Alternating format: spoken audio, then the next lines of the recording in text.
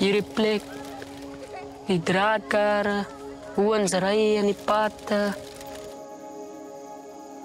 Dit laat ek voel is regtig.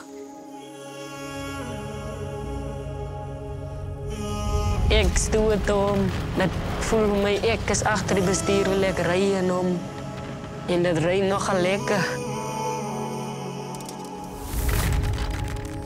Dat is een voorbeelding in die draadkar. Imagine yourself, je zit in een motor en zo je moet dan beheren. As hulle my talente raak sien, sal hulle my ook raak sien. Ons wil raak gesien word. 6 keer was ik al een champion. Toen voel ik er als een superhero. Ik is famous. Kijk het live, zo gevoel ik is famous. Hij draait aan mijn lach. Zodra die mensen zeggen go, dat is go weg.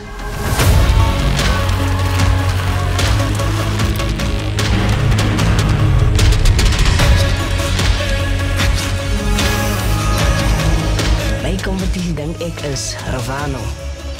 Maar als ik je vannacht, dat is Admiral.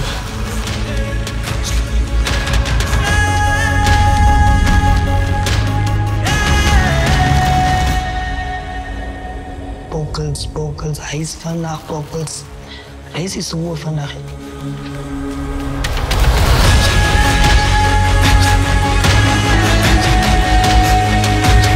Die draker is meer als een game voor mij van.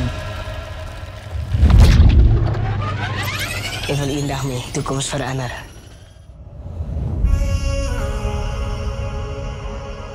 Dit gaan een speciale dag wees. En een gelukkige dag wees. Want dat is op zaterdag.